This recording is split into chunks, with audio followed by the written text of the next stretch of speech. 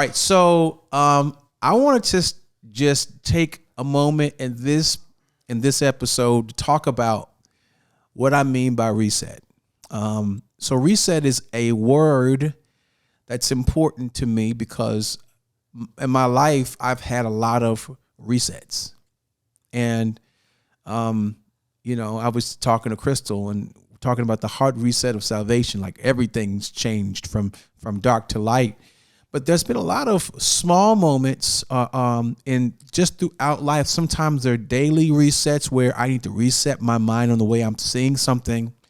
I'm having a spiritual awakening about something. It could be a very profound thing that changes everything about how I'm going to live my life. But there were just these moments, and I want to talk about even the journey towards a reset. Like some experiences in my life, I have lived with a frustration and things are happening and I can't get things to sit right, and I can't get things to operate right. And sometimes I can't get my emotions right.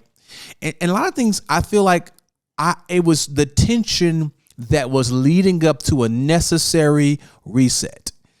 And what I mean by this is like there's a lot of tension sometimes that's building up, and you don't know that something needs to change, but intuitively you do sense something's got to give. Something's got to be reset, and I think there's some surrender to that, because a lot of those moments for me it meant that I would have to let something go. I would have to embrace something new. I would have to grieve something, and that I would have to experience that very difficult word called change. The one of the reasons we don't like change is because we want to feel like we're in control, and sometimes change feels like it's taking the control away. It feels like we're being robbed of the control that we think we have, and the reality is, if you think you have control, you are actually deceiving yourself. You really do not have control. It is a self-deception. And what happens is life can get to a place where it becomes so challenging, so unsettling, that you learn that you don't have the control. Change is inevitable, and a reset is necessary. Well, for me, I've had some of these moments in my life, but typically they're preceded by very, very difficult moments and very difficult experiences. And I believe the Holy Spirit's helped me, whether it be in my marriage, whether it be in ministry. And sometimes I'm forced into a reset, right? It's really an aspect of understanding purpose, because the more you move forward in your purpose, the more you run into new spaces of life and opportunity where what you've been and what you've done is not enough to sustain where you're going. And it necessitates a reset, a totally different way of resetting your thinking, resetting your perspective, resetting the way you do life. For me, I've had to really do that. I'm actually in the middle of doing that right now. I'm working through even recording this content, and how do I reset so that I can actually be useful in this space, and how do I do it? And so I'm going through a lot of that stuff in real time with releasing music and having new demands and new opportunities. And all of these things are coming, and all of these things are demanding change. Can you imagine that some of the things you pray for, ask God for, you're like, God, I want this so bad. God, would you do this in my life? God, I'm waiting on this one thing. It might be a career change. It might be it may be a house, or maybe something. But what you don't realize is if you get that blessing will come up to you, knock on your door. When you answer it and open the door, that thing will look at you and say, you got to change. Whatever it is. And so I'm embracing that and constantly embracing what it means to have a new mind, a new perspective, and really allow it to really settle in and experience the full process of what God is doing in my life.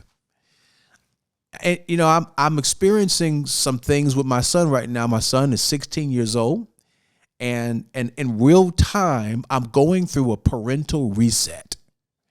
Because I've had an experience with him, and he's just holding him in my arms, to teaching him how to walk, to teaching him how to count, to now we're talking about driving, and now we're talking about college, and now I've got to look at this boy, and I've prayed that God help me to keep him alive, at least, help me keep him alive, because when you have a child, you realize, I can actually kill this baby if I don't do this baby. I need to keep the baby breathing. I remember one time, my son, he fell in the bathroom and bust his face open. It was like, I'm like, how'd you fall? I'm trying to keep you alive. I'm doing everything I can. Please help me, help you. And all that to say, I'm very grateful to be where we are right now. He's looking at his senior year coming, and I'm learning now that I cannot continue to parent him with the same setting that I parented him in the past. There is a necessary reset in this season of my life that my son is asking me for. And he's not asking me literally, but the season of his life is demanding that I change. And I can't run from that. I can't resist that. I've got to lean into that and be something new to him that I've never been. We sat down just yesterday, and I had to sit down and become vulnerable with him and say, let me tell you, son, about your father. Let me tell you about my wounds. Let me tell you about the things I've struggled through. Let me tell you about the things I'm not proud of. Let me tell you how I've had to wrestle with my heart in my life and learn to get breakthrough. And that was a very different conversation, because I think it was around that time when my son was looking at me and thinking, you're not perfect. And it kind of feels good for your kids to think you're perfect and think you have it all together, because at least it gives you credibility when you want them to obey you without question. That season is coming to an end. And when you have necessary endings and transitions in life, there's a reset that you have to embrace. The beauty in the reset is something new is being set in place. You're releasing something that's outdated, like an old software program, but you're getting an update for something new, because there's a future. And what we tend to do sometimes is to be so fixated on what we're losing that we will not celebrate what God's introducing to us. Right now, whatever it is happening in your life, you have to grieve the loss. I'm grieving the loss of the baby boy that I could just play with, who I would ask him, who's your favorite singer? And it was always Daddy. What's your favorite song? It was one of my songs. Now I ask him who your favorite singer is, and he doesn't even answer me. I asked him, what's your favorite song? And I was like, never mind. I don't want to know about it. Because those days are gone. My son is not here to pump up my ego, make me feel like I'm the most amazing man in the world. My son is created and crafted by God for his own purpose that God's predestined for him. And the best thing I can do for him is reset.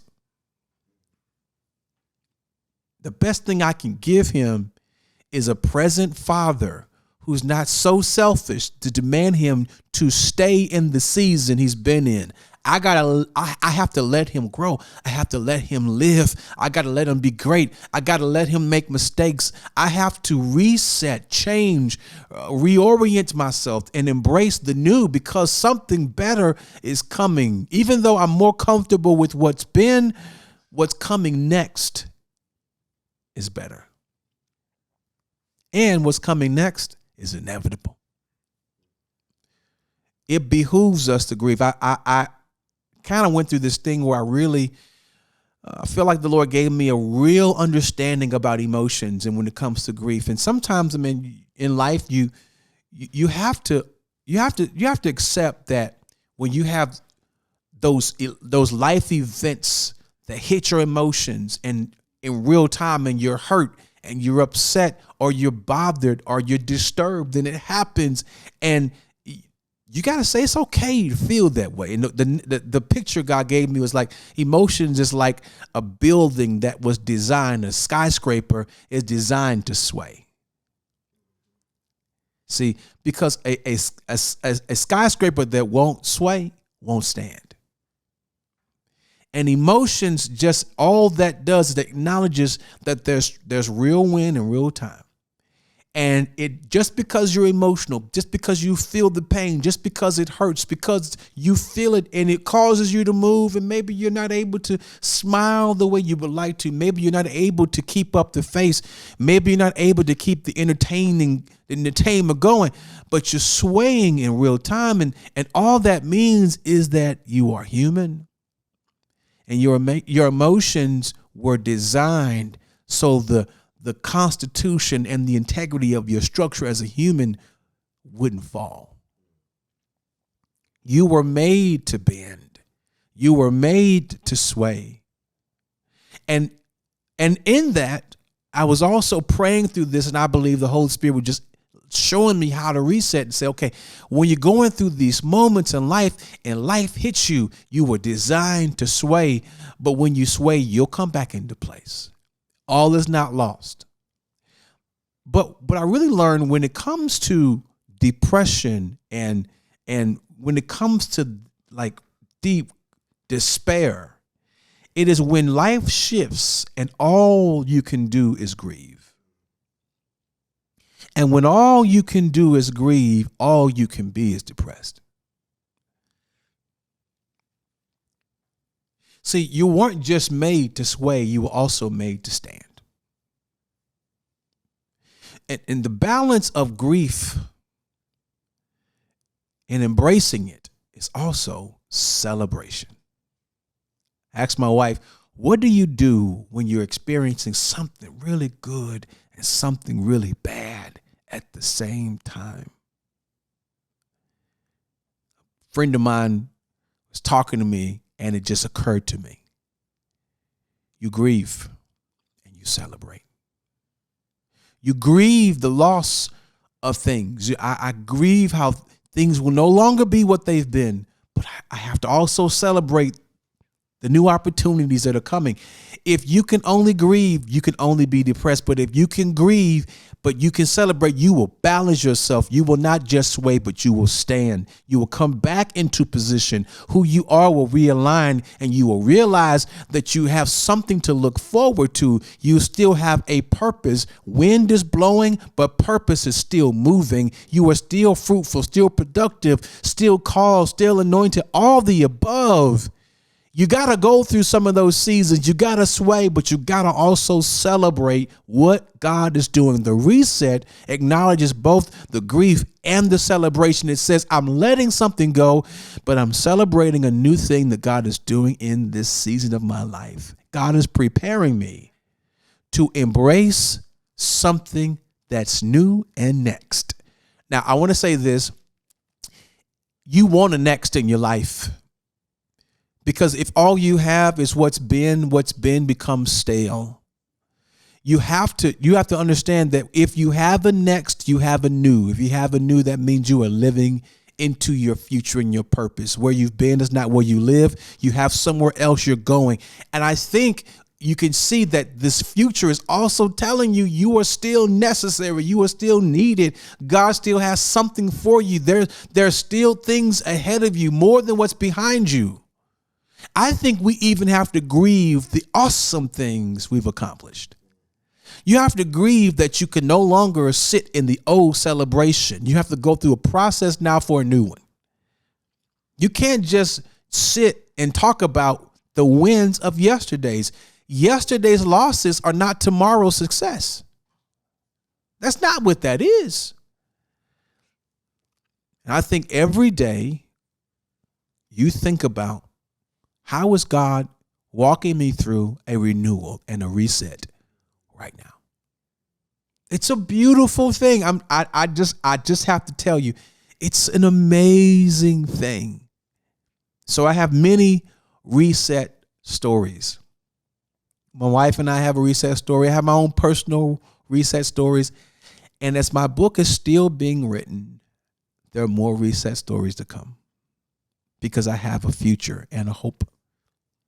I have a trajectory that's brighter and greater than where I've been. If you think that where you've been it was amazing, you can't imagine where God is taking you next. Man. And I'm not just talking about bigger in number or in scale. It may seem smaller, but it may have a deeper impact than you can imagine. Man, don't discount the ways that God is shining in your life. The opportunities to bless people, the opportunity to live out purpose, and even do it in ways you never expected. I said this before, I'll say it again. It may seem harder than you thought, but it's better than you expected. It's necessary. So this is kind of the concept of reset for me. I also believe that God is a God who orchestrates all the time. And so another aspect of reset is when God actually resets you. When you allow God to change you, God can actually set you again in the place you were meant to be. Even if you've lost time, even if you failed, God can reposition you for favor. He can actually accelerate and catch you up to the place that you were intended to be at the right time. And this is one of the reasons why you can't be so worried about all the mistakes you've made. You got to be focused on the reset, focus on the forward, focus on what God is doing right now, because God's going to use everything, and somehow providentially all things will work together for your good. And God will set you at the right place at the right time.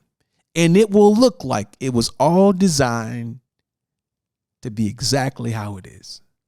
That is the beauty of what God does in the reset. You're in the reset. This is what it's all about. This is my story, and I have so many of those to tell.